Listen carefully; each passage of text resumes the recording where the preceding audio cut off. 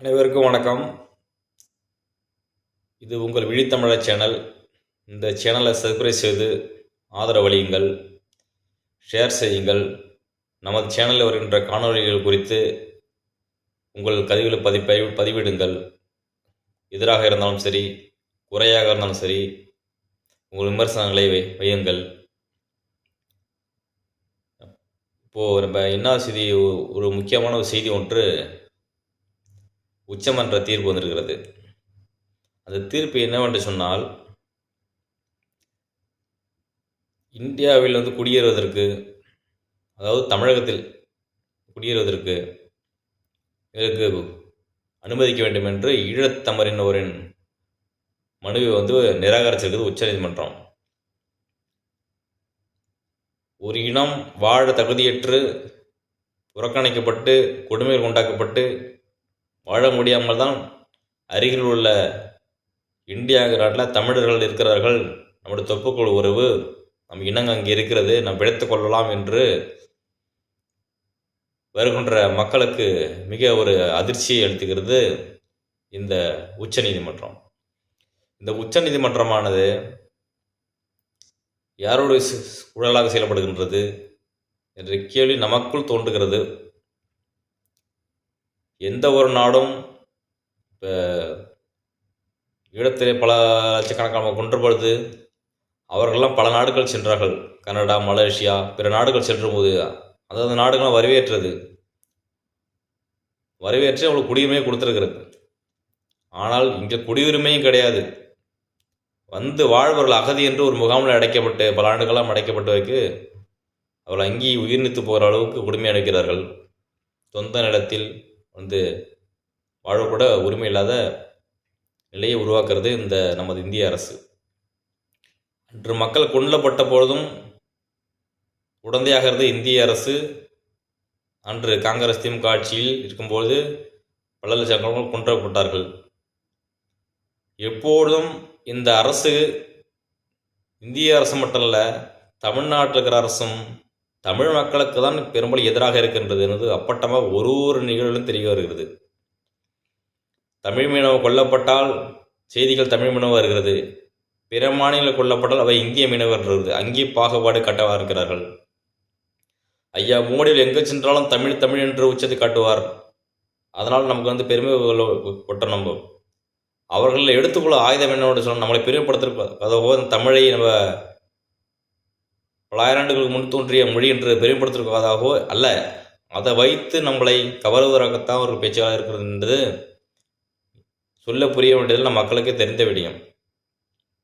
அந்த வகையில் அந்த உச்சநீதிமன்ற மனுவானது ஒரு பாதிக்கப்பட்ட மக்கள் வந்துடும்போது அவர்கள் அரவணைத்துக் கொள்வதுதான் நல்லதாக இருக்கும். ஆனால் உங்களுடைய பதில் எப்படி போட்டிருக்காரு அந்த நீதிபதி என்றால், அதிகளை வரவேற்க முடியாது, இந்தியா என்பது சத்திரம் அல்ல, எல்லா இடத்திலும் அதிகளை வரவேற்க முடியாது, வேறு நாட்டுக்கு செல்லுங்கள் என்று இலங்கை தமிழர் கூறிய மனுவை நிராகரித்திருக்கிறது இந்த உச்ச நீதிமன்றம். இப்படி ஒரு அதிர்ச்சியான ஒரு தகவல் வளைந்து கொடுத்துருக்காங்க நமது உச்ச நீதிமன்றம். நம்ம தமிழ் மக்கள் இங்கே மட்டும் இல்லை, அது அகதியால் வந்தாலும் அடைக்கலம் அல்ல, அப்படியே வந்தவர்களையும் முகாமில் அடைக்கப்பட்டு சித்திரவதைப்படுத்தி கொண்டிருக்கிறார்கள். அவர்கள் சரியான வேலை இல்லை, வாய்ப்பு இல்லை, ரொம்ப அடிப்பட்ட நிலத்திலே மறுபடியும் இருந்து கொண்டிருக்கிறார்கள். ஆனால் தமிழ்நாட்டிலேயே வாழ்கின்ற மக்களும் கூட அதே நிலையை தான் வந்து கொண்டிருக்கிறார்கள். தனக்காத எந்த உரிமையை பெற முடியாமல் இலவசம் கொடுத்தாதான் வாழ வேண்டிய சூழ்நிலைக்கு தள்ளப்பட்டிருக்கிறார்கள். நல்ல சுகாதாரமான கல்வியோ, மருத்துவமோ, குடிநீரோ, அத்தியாவசிய தர வேண்டிய இலவசம் எதுவுமே இல்லாமல் எல்லாம் தனியார் நிலம் ஒப்படைத்து காசு பார்க்கின்ற ஒரு கூட்டமாக இந்த அரசு நடவடிக்கிறது. அதுக்கு அடிமை மக்களாக நம்ம தான் இன்னும் சிந்திக்காமல் இருக்கிறது மிக வேதனையாக இருக்கிறது. இந்த தீர்ப்புக்கு பிறகு நிறைய சமூக வலைதளங்களில் ஒவ்வொருவர்களும் தங்கள் கருத்துக்களை பதிவிடுகிறார்கள். இந்தியா எப்பொழுதும் நமக்கு தமிழர்களுக்கு எதிராக தான் இருக்கு என்பது இந்த சான்றை காட்டுகிறது. ஆனால் ஒரு பதிவு 200 பதிவில் பார்த்துருக்கிறேன். அந்த பதிவில் பார்த்தீங்கன்னா ஒவ்வொன்றும் ஒரு விதமான தலைப்பில் கூறியிருக்கிறாங்க. அந்த பதிவில் பார்க்கும்போது உங்கள் இந்த பதிவிட்டு உங்களை கூறுக விரும்புகிறேன். அந்த பதிவை நீங்களும் படித்து பாருங்கள். கொஞ்சம் நமக்கே ஒரு உணர்வுகளை கடத்தக்கூடியதாக இருக்கின்றது. இதெல்லாம் நம்ம எப்படி வஞ்சிக்கப்படுகிறோம் என்பதை புரிந்து கொள்ளுங்கள். அதில் ஒருத்தவங்க பதிவிட்டிருக்காங்க, கருணாகரன் கவுண்டர் அப்படிங்கிறவங்க ஒரு பதிவிட்டிருக்காங்க. அவங்களோட இந்த உருக்கமான ஒரு பதிவு படிக்கும்போது நம்ம இனிமே தான் மாற வேண்டும் என்பதாக அந்த கருத்துக்களை எடுத்து பதிவிடுகிறேன். அவர்கள் பதிவிட்டால் பல பேர் பார்த்துருப்பார்கள். நம்மளும் இந்த கருத்துக்கள் பதிவிட்டு இந்த காணொலி உலகம் தெரியப்படுத்த விரும்புகிறேன். அவங்க கூறுகிற உறவுகளே, இந்தியத்திடம் நம் உரிமைகளை கேட்டு பிச்சை எடுப்பதை நிறுத்திக் கொள்ளுங்கள். தேசிய இனத்தின் உரிமைகளை பிச்சையை கேட்டால் கிடைக்காது. அது தமிழ் தேசிய இனத்திற்கு அவமானம். தமிழ்நாடு நம் நாடு, நம் மட்டுமே உரிமை உள்ளது. யாருக்கும் உரிமை கொடுத்து அனுமதிக்கணும், யாரை வெளியேற்ற வேண்டும் என்று உரிமை நம்பிக்கை இருக்கிறது. தமிழ்நாடு ஒன்றும் புறம்போக்கு நிலம் அல்ல. வர்றவன் போறவனெல்லாம் தங்க சத்திரமும் அல்ல. வடவர்களையும் வடுகர்களையும் வைத்து அதிகாரம் செய்யவும் குடியமர்த்தி கொள்ள கொள்ளையடிக்கவும் இது கேட்க அப்பாறற்று நிலமும் அல்ல.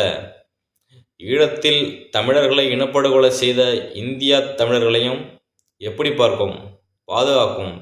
இலங்கை ராஜபக்ஷ எப்படி தமிழினத்தின் பகையோ அப்படியோ தமிழினத்தின் படுகொலையை முக்கிய சூத்திரகாரியாக இருந்து நடத்தியது இந்தியமும் திராவிடம் தாம். தமிழர் பகைவர்களே, பகைவர்களை தமிழினத்தை ஆதிக்கம் செலுத்த அனுமதித்த தமிழர்கள் என்ன இந்திய திராவிட அடிமைகளா? இந்தியர்களே, திராவிடர்களே, தமிழ்நாட்டின் ஆட்சி அதிகாரத்தை விட்டு வெளியேறுங்கள். தனித்த இணையாண்மை கொண்ட தமிழ்நாடாக பிரகடனப்படுத்தி நாங்களே ஆண்டு கொள்கிறோம். இந்திய புறக்கணிப்பு போராட்டத்தையும் தனித்தமிழர் விடுதலை போராட்டத்தையும் முன்னெடுப்போம். அதுவே தமிழகத்திற்கு நிரந்தர தீர்வாக அமையும். இந்தியத்தை புறக்கணிப்போம், தமிழ்நாட்டை வென்றெடுப்போம் அப்படின்னு அவங்க ஒரு பதிவு இதில் நம்ம சிந்திக்க வேண்டியதாக இருக்கு. நம்ம உணர்வுபூர்வமாக அந்த கருத்தை வரவேற்கிறோம். அந்த பதிவுகளில் பாருங்கள், வடவர்களையும் வந்தவர்களையும் ஆள வைத்து ஆனால் நம் சொந்தவர்களை அனுமதிக்க முடியாத சூழ்நிலையை தள்ளப்படுகிறார்கள் அவருடைய உருக்கத்தை பதிவேற்றிருக்கிறார். இன்னொருத்தவங்க திருவள்ளுவருடைய ஒரு சூழலை எடுத்துக்காட்டி அது விமர்சி பொருத்தமாக இருக்கிறது. யாதும் ஊரே யாவரும் கேளிர் எங்கள் பாட்டன் வெளுத்து கூறியது வெளுத்தப்பட்டு விடுறது இந்த தீர்ப்பு. ஆனால் நம்ம திருவள்ளுவர் யாதும் ஊரே யாவரும் கேள்வின்னு சொல்லியிருக்காரு. அதுக்கு மாறாக தான் இங்கே நடக்கிறது என்பதுக்கு ஒரு உதாரணத்தை சொல்லியிருக்கிறார்கள். என்ன சொல்லியிருக்காங்க பார்த்தீங்கன்னாக்கா, இந்த நிலத்தில் இந்த மண்ணிற்கு தொடர்பே இல்லாத கூட்டமெல்லாம் தமிழர்கள் எங்கள் மீது அதிகாரத்தை செலுத்தும் போது எங்கள் தொப்புள் கொடி உறவுகளை அதிகளாக கூட ஏற்க முடியாது என்றால் தமிழர்கள் நாம் இந்தியர்கள், இந்துக்கள், திராவிடர்கள் என்ற இல்லாத திரிபுவாத கோட்பாடுகளால் கீழான அடிமைகளாக இருக்கிறோம் என்பதை உணர்வதற்கு இந்த தீர்ப்பு. இனிமேலும் தமிழர்கள் நாம் அதிகாரத்தை வென்றெடுப்பதும் மற்றும் எதிர்காலத்தை தலைவர்களை பாதுகாப்பதும் இந்த தீர்ப்பு இன்னொரு முழுமையாக உணர்த்திருக்கிறது. தமிழர்கள் நாங்கள் இந்துக்களே அல்ல என்பதை உணர்த்துகிறது என்பது ஒரு அருமையான ஒரு எடுத்துக்காட்டும் கூறியிருக்காங்க. ஜெயக்கொடிங்கிறவங்க ஒரு பேஸ்புக் வலைத்தளத்தை எடுத்தது தான் அந்த பதிவு. உண்மையிலே சிந்தக்கூடியதாக இருக்கிறது.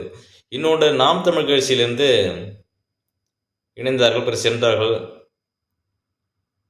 அதியமான் அப்படிங்கிறவங்க பெரும்பாலும் அவங்க நிறைய பதிவுகளை குறிப்பிடும் போது தெலுங்குகளில் தான் குறிப்பிடுவாங்க.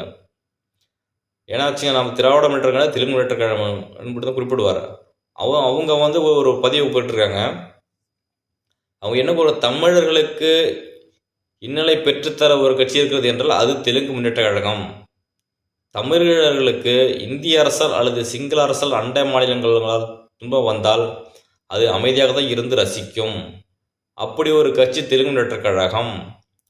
அதற்கு போய் ஆதரவு கொடுத்து கொண்டு ஈழத்தமிழர்கள் எங்கள் தொப்புள் கொடி உறவுகள் என்று அரசு செயலர் இனத்தால் வெட்கக்கேடாக இருக்கிறது ஒரு பதிவிட்டிருக்காங்க. அவங்க பதிவிட்டது நோக்கம் என்ன சொல்கிறேன்னா, இந்த அளவுக்கு படுகொலை செய்யப்பட்ட வஞ்சிக்கப்பட்ட இதுக்கெல்லாம் காரணமாக முழக்கூறாக இருந்த கூட்டு களவாணியாக இருந்த திமுக அரசு, கருணாநிதி அரசு தான். இப்படிப்பட்ட கட்சிகளிடம் கூர்ந்து விசிகே, வேல்முருகன் அண்ணவர்கள் இவர்களெல்லாம் சேர்ந்து அந்த கட்சியிலே பயணித்து கொண்டு ஒரு நேற்று மேதின மறுட்டென்று ஒரு நீதியை பெற்றுத்தர வேண்டும், ஒரு சட்டத்தை ஏற்ற வேண்டும், இப்படியெல்லாம் பேசுவது கேலி கூத்தாக இருக்கிறது. அந்த கொன்ற கூட்டத்துக்கூட சேர்ந்து கொண்டு இங்கே நியாயம் கேட்பது வெட்கக்கேடாக இருக்கு என்று அவங்க அந்த பதிவின் மூலம் நமக்கு புரிய வைக்கிறார்கள். தமிழர்களே புரிந்து கொள்ளுங்கள்,